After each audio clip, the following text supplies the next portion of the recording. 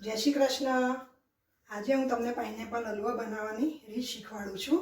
જેના માટે જોઈશે 1 વાડકી રવો, 1 વાડકી ઘી, 1 વાડકી ખાંડ, થોડો સૂકો મેવો, 1 તજનો ટુકડો, 1 મરીનો પીસ, 1 લવિંગનો પીસ, ચપટી કલર પીળો અને પાઇનેપલ એસેન્સ।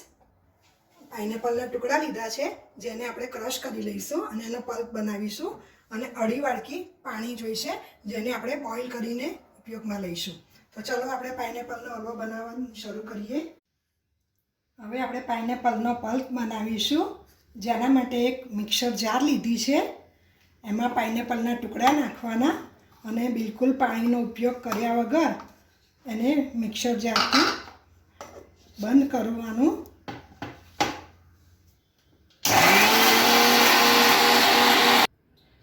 એક વખત ખોલી અને જોઈ લેવો।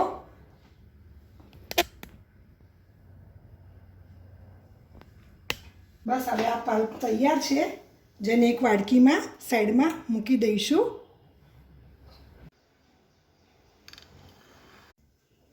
ચલો હવે આપણે પાઇનેપલ હલવો બનાવવાનું ચાલુ કરીશું।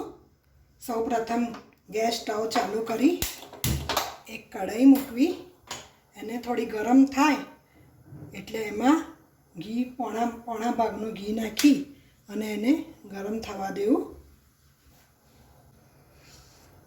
બાકીનું ઘી જે રહ્યું છે એ છેલ્લે આપણે ઉપયોગમાં લઈશું।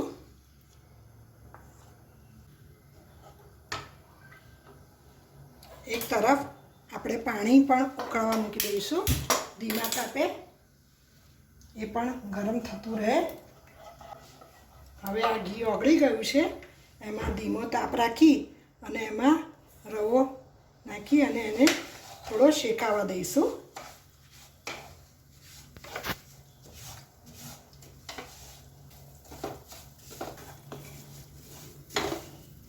રવો શેકતા ધીમો તાપ રાખવો બહુ જરૂરી છે, નહીંતર તરત જ એ બળી જાય છે।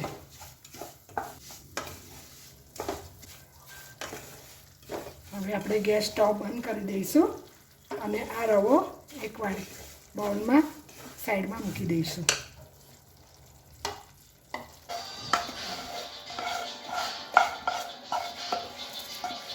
ચલો હવે આપણે રવો શેકેલો તૈયાર છે અને આ પાણી પણ ઉકળી ગયું છે, જેને સ્ટવ આપણે બંધ કરી દઈએ છીએ અને હવે પાઇનેપલ હલવો બનાવવાનું ફરીથી શરૂ કરીએ છીએ। તો એ જ પેન ગરમ કરી અને એમાં પાઇનેપલનો પલ્પ નાખીશું અને એને ધીમા તાપે શેકીશું। હવે એમાં 1 વાડકી ખાંડ આપણે ઉમેરીશું।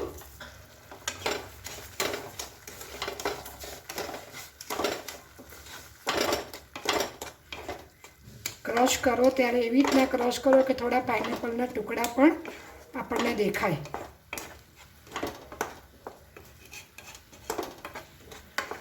બે મિનિટ માટે ખાંડ અને પાઇનેપલનો પલ્પને મિક્સ થવા દઈશું। હવે એમાં આપણે પાણી ઉકાળેલું છે એ મિક્સ કરી દઈશું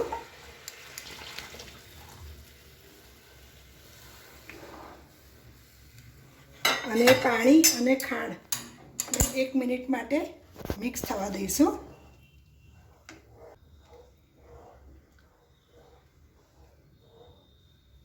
ચપટી પીળો કલર એમાં એડ કરીશું।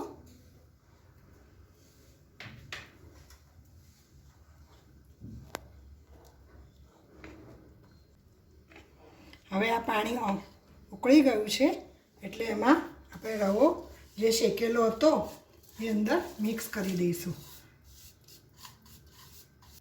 હવે એને હલાવ્યા વગર 2 મિનિટ માટે સિજવા દઈશું। આપોઆપ જ એ પાણી અને રવો મિક્સ થઈ જશે। હલાવી દઈશું અને થોડોક ફાસ્ટ ગેસ રાખી અને એને બધું મિક્સ કરીશું. જ્યાં સુધી પાણી બળી ના જાય ત્યાં સુધી એને હલાવ્યા કરીશું. હવે એમાં પાઇનેપલના 2 ટીપા એસેન્સ પણ નાખીશું.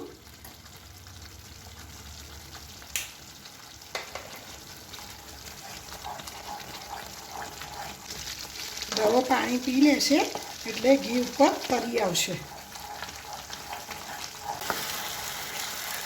ત્યારબાદ થઈ જવા આવે એટલે બાકીનું જે ઘી વધ્યું છે એ ઉપર નાખી દઈશું.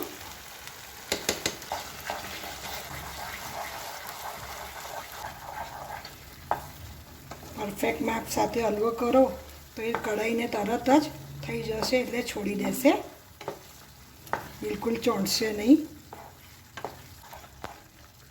હવે આપણો પાઇનેપલ હલવો તૈયાર થવા આવ્યો છે એટલે એમાં 1 તજનો ટુકડો, 1 મરીનો ટુકડો અને 1 લવિંગનો ટુકડો નાખીશું. આપણો હલવો તૈયાર છે. ઘી ઉપર બધું તરી આવ્યું છે. હવે આપણે ગેસ સ્ટવ બંધ કરી દઈશું અને એક બાઉલમાં હલવો કાઢી લઈશું.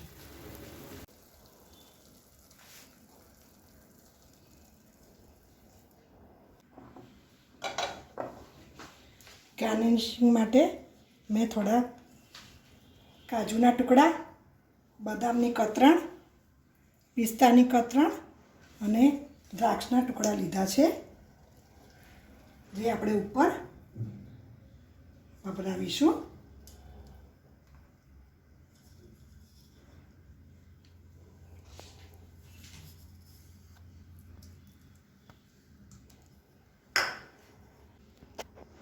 કેવો થઈ ગયો છે હલવો, સરસ મજાનો. જો તમને ભાવે અને તમને યોગ્ય લાગે તો મારી ચેનલ સબસ્ક્રાઈબ કરજો